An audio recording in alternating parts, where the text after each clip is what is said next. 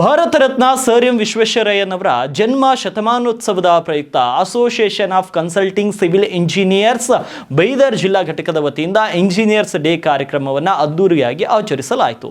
ಕಾರ್ಯಕ್ರಮದ ಅಂಗವಾಗಿ ವಿಶ್ವೇಶ್ವರಯ್ಯನವರ ಭಾವಚಿತ್ರವನ್ನು ಸಾರೋಟಿನಲ್ಲಿ ಇರಿಸಿ ಬೀದರ್ ನಗರದ ಬಸವೇಶ್ವರ ವೃತ್ತದಿಂದ ಚನ್ನಬಸವ ಪಟ್ಟದೇವರ ರಂಗಮಂದಿರದವರೆಗೆ ಭವ್ಯ ಮೆರವಣಿಗೆಯನ್ನು ಹಮ್ಮಿಕೊಳ್ಳಲಾಯಿತು. ಮತ್ತು ರಂಗಮಂದಿರದಲ್ಲಿ ನಡೆದ ವೇದಿಕೆ ಕಾರ್ಯಕ್ರಮದಲ್ಲಿ ವಿಶ್ವೇಶ್ವರಯ್ಯನವರ ಸಾಧನೆ ಬಗ್ಗೆ ಸ್ಮರಿಸಿಕೊಳ್ಳಲಾಯಿತು.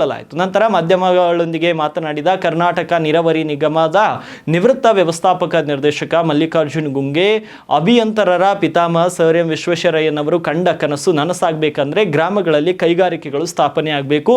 ಸದೃಢ ರಾಷ್ಟ್ರ ನಿರ್ಮಾಣವಾಗಬೇಕಾದ್ರೆ ಗ್ರಾಮಗಳಲ್ಲಿ ಕೈಗಾರಿಕೆ ಸ್ಥಾಪನೆಯಾಗಿ ಮತ್ತು ಮೂಲಭೂತ ಸೌಕರ್ಯಗಳು ಒದಗಿಸಿದಾಗ ಮಾತ್ರ ಈ ದೇಶ ಉದ್ಧಾರ ಸಾಧ್ಯ ಅಂತ ಎಂದರು. ನಾವು ದೇಶವನ್ನು ಕಟ್ಟಬೇಕಾಗಿದೆ.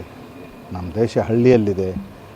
ಎಲ್ಲಿವರೆಗೆ ಹಳ್ಳಿಗಳಲ್ಲಿ ಇಂಡಸ್ಟ್ರಿ ಬರಲ್ಲೋ, ಮೂಲ ಸೌಕರ್ಯಗಳು ಬರಲ್ಲೋ, ಇನ್ಫ್ರಾಸ್ಟ್ರಕ್ಚರ್ ಬರಲ್ಲೋ, ಅಲ್ಲಿವರೆಗೆ ದೇಶ ಸುಧಾರಿಸಲ್ಲ ಅಂತ ನಮಗೆ ವಿಶ್ವೇಶ್ವರಯ್ಯನವರು ಹೇಳಿದ್ದಾರೆ.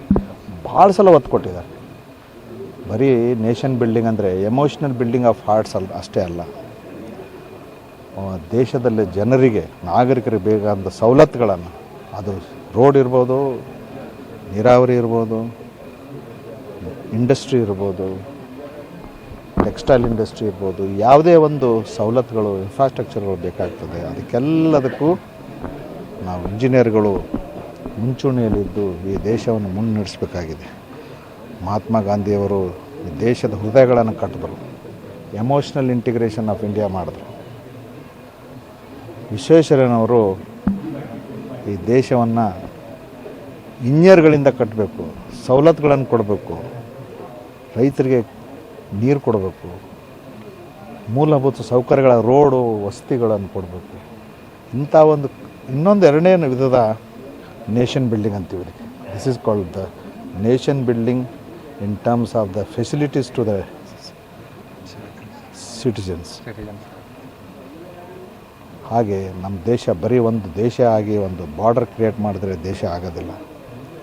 ಅಲ್ಲಿ ಪ್ರತಿಯೊಬ್ಬ ಬಡ ರೈತ, ಅವ್ರು ಹೇಳ್ತಾರೆ, ಭಾರತ ಹಳ್ಳಿಗಳಲ್ಲಿ ಬದುಕ್ತದೆ, ಅದರ ಜೀವನಾಡಿ ಇರೋನೇ ರೈತ.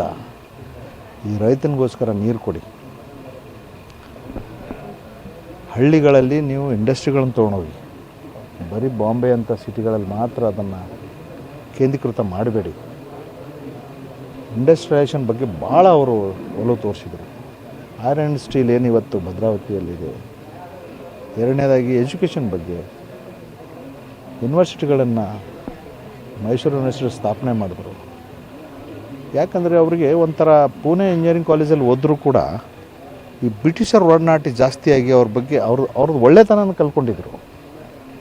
Discipline, time sense. ಇನ್ನು ಈ ಘಟಕದ ಜಿಲ್ಲಾಧ್ಯಕ್ಷ ವೀರಶೆಟ್ಟಿ ಮನ್ಗೆ ಮಾತನಾಡಿ, ವಿಶ್ವೇಶ್ವರಯ್ಯನವರ 165ನೇ ಜಯಂತಿಯನ್ನು ಅತ್ಯಂತ ಗರ್ಭಿತವಾಗಿ ಆಚರಿಸಲಾಯಿತು. ನಮ್ಮ ಬೀದರ್ ಜಿಲ್ಲೆಯ ಮಗನಾದ ಮಲ್ಲಿಕಾರ್ಜುನ್ ಗುಂಗೆ ಅವರು ಕಾರ್ಯಕ್ರಮದಲ್ಲಿ ಭಾಗಿಯಾಗಿದ್ದು ಖುಷಿ ತಂದಿದೆ ಎಂದರು. ವಿಶ್ವೇಶ್ವರಯ್ಯನವರ 165ನೇ ಜಯಂತಿ ತುಂಬ ಅರ್ಥಪೂರ್ಣವಾಗಿ ಆಚರಿಸ್ತಿದ್ದೀವಿ. ಈ ಕಾರ್ಯಕ್ರಮಕ್ಕೆ ಮಲ್ಲಿಕಾರ್ಜುನ್ ಗುಂಗೆ ಅವರು ನಮ್ಮವರೇ, ಬೀದರ್ನವರೇ ಈ ಕಾರ್ಯಕ್ರಮಕ್ಕೆ ಬಂದು ಅವರು ನಮಗನ್ನೆಲ್ಲ ಉದ್ದೇಶಿಸಿ ತುಂಬ ಮೋಟಿವೇಶನ್ ಮಾಡಿದ್ದಾರೆ. ಅವರಿಗೂ ನಾನು ನಮ್ಮ ಅಸೋಸಿಯೇಷನ್ ಕಡೆಯಿಂದ ಚಿರಋಣಿ ಇದ್ದೇನೆ. ಮತ್ತು ಈ ಕಾರ್ಯಕ್ರಮ ತುಂಬ ಅರ್ಥಪೂರ್ಣವಾಗಿ ಆಚರಿಸಿದ್ದೇವೆ. ಸೊ ಎಲ್ಲ ಜನರು, ನಮಗೆ ಇಂಜಿನಿಯರ್ಸು, ಕನ್ಸ್ಟ್ರಕ್ಷನ್ ವರ್ಕರ್ಸು, ಮಟೀರಿಯಲ್ ಸಪ್ಲೈಯರ್ಸು ಎಲ್ಲರೂ ಈ ಕಾರ್ಯಕ್ರಮದಲ್ಲಿ ಯುನೈಟ್ ಆಗಿ, ಒಗ್ಗಟ್ಟಾಗಿ ತುಂಬ ಸಂಖ್ಯೆಯಲ್ಲಿ ಬಂದು ಈ ರಂಗಮಂದಿರಕ್ಕೆ ಶೋಭೆ ತಂದು, ಈ ಕಾರ್ಯಕ್ರಮಕ್ಕೆ ಶೋಭೆ ತಂದು ಫುಲ್ ಪ್ರೊಸೆಷನು ಪ್ಲಸ್